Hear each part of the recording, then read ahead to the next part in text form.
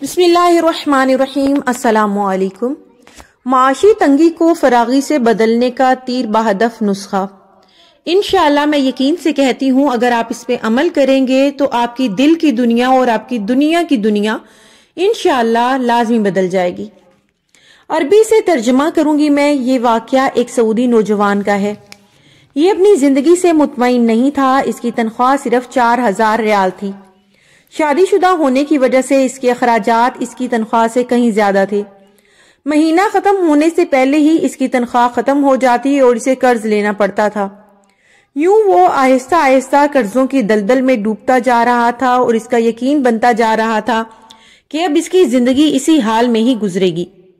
बावजूद ये कि इसकी बीवी इसके माली हालात का ख्याल करती, लेकिन कर्जों के बोझ में तो सांस लेना भी दुश्वार होता है। एक दिन वो अपने दोस्तों की मजलिस में गया। वहां इस दिन एक ऐसा दोस्त भी मौजूद था जो साहिबे राय आदमी था और इस नौजवान का कहना था कि मैं अपने इस दोस्त के मशवरों को कदर की निगाह से देखता था।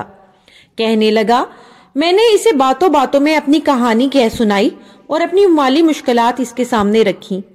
इसने मेरी बात सुनी और कहा कि मेरी राय ये है कि तुम अपनी तनख्वाह में से कुछ हिस्सा सदका के लिए मुख्तस कर दो। इस सऊदी नौजवान ने हैरत से कहा, जनाब, मुझे घर के खर्चे पूरे करने के लिए कर्जे लेने पड़ते हैं और आप सदका निकालने का कह रहे हैं, खैरियत? खैर, मैंने घर आकर अपनी बीवी को सारी बात बताई तो बीवी कहने लगी, तर्जुबा करने में क्या हरज है, हो सकता है अल्लाह जल्ला शानहू तुम पर रिज़्क के दरवाजे खोल दे। कहता है, मैंने माहाना 4000 रियाल में से 30 रियाल सदका के लिए मुख्तस करने का इरादा किया और महीने के आखिर में इसे अदा करना शुरू कर दिया। सुबहान अल्लाह, कसम खाकर कहता हूँ मेरी तो हालत ही बदल गई। कहाँ मैं हर वक्त माली टेंशनों में और सोचों में रहता था और कहाँ अब मेरी जिंदगी गोया फूल हो गई थी। हल्की फुल्की आसान कर्जों के बावजूद मैं खुद को आजाद महसूस करता था। एक ऐसा ज़हनी सुकून था कि क्या बताऊं। फिर चंद माह बाद मैंने अपनी जिंदगी को सेट करना शुरू किया, अपनी तनख्वाह को हिस्सों में तकसीम किया और यूं ऐसी बरकत हुई जैसे पहले कभी ना थी। मैंने हिसाब लगाया और मुझे अंदाजा हो गया कि कितनी मुद्दत में इंशाल्लाह कर्जों के बोझ से मेरी जान छूट जाएगी। फिर अल्लाह जल्ला शानहू ने एक ऐसा रास्ता खोला। मैंने अपने एक अजीज के साथ इसके प्रॉपर्टी डीलिंग के काम में हिस्सा लेना शुरू किया। मैं इसे गाहक ला कर देता और इस पर मुझे मुनासिब प्रॉफिट हासिल हो जाता। अल्हम्दुलिल्लाह, मैं जब भी किसी ग्राहक के पास जाता वो मुझे किसी दूसरे तक रहनुमाई जरूर करता। मैं यहाँ पर भी वही अमल दोहराता कि मुझे जब भी प्रॉफिट मिलता मैं इसमें से अल्लाह जल्ला शानहू के लिए सदका जरूर निकालता। अल्लाह की कसम, सदका क्या है कोई नहीं जानता सवाए इसके जिसने इसे आजमाया हो।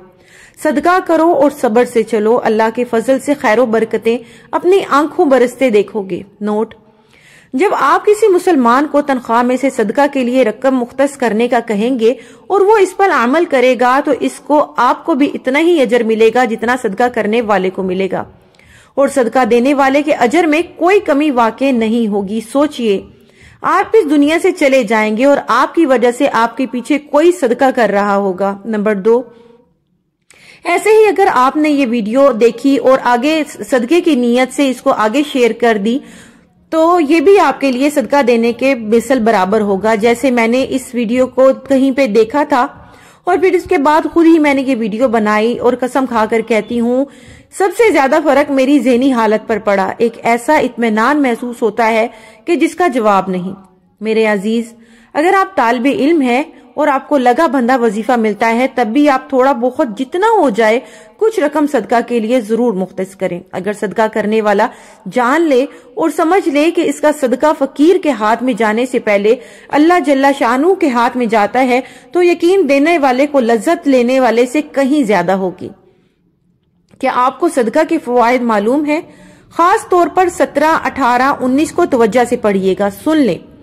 सदका देने वाले भी और जो इसका सबब बनते हैं वो भी। नंबर 1, सदका जन्नत के दरवाजों में से एक दरवाजा है। नंबर 2, सदका आमाले सालिहा में अफजल अमल है और सबसे अफजल सदका खाना खिलाना है। नंबर 3, सदका क़यामत के दिन साया होगा और अपने देने वाले को आग से खुलासे दिलाएगा। नंबर 4, सदका अल्लाह जल्ला शानहू के गजब को ठंडा करता है और कब्र की गर्मी में ठंडक का सामान है।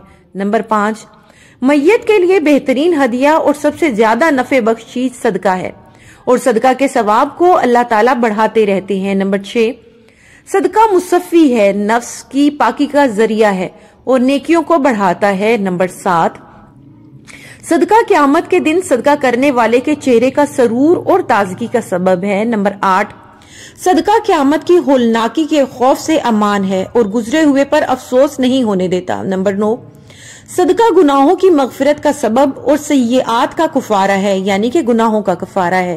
نمبر 10، صدقہ خوشخبری ہے، حسن خاتمہ کی اور فرشتوں کی دعا کا سبب ہے۔ نمبر 11، صدقہ دینے والا بہترین لوگوں میں سے ہے اور اس کا ثواب ہر اس شخص کو ملتا ہے جو اس میں کسی طور پر بھی شریک ہو۔ نمبر 12، صدقہ دینے والے سے خیر کثیر اور بڑے اجر کا وعدہ ہے۔ نمبر 13، خرچ کرنا آدمی کو متقین کی صف میں شامل کر دیتا ہے اور صدقہ کرنے والے سے اللہ جل شانہ کی مخلوق محبت کرتی ہے۔ نمبر 14، صدقہ کرنا جود و کرم اور سخاوت کی علامت ہے۔ نمبر 15، صدقہ دعاؤں کے قبول ہونے اور مشکلوں سے نکالنے کا ذریعہ ہے۔ نمبر 16، صدقہ بلا مصیبت کو دور کرتا ہے اور دنیا میں 70 دروازے برائی کے بند کرتا ہے۔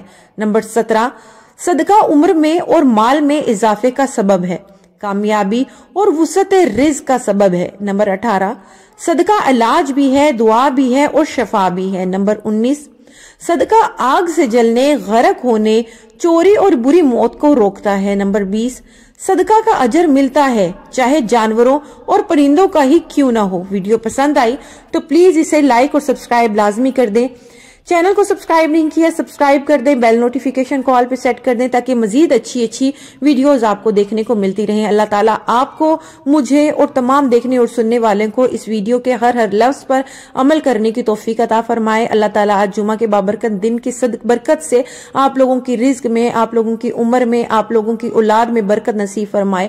اللہ تعالیٰ عافیت والی صحت و تندرستی نصیب فرمائے۔ آمین ثم آمین۔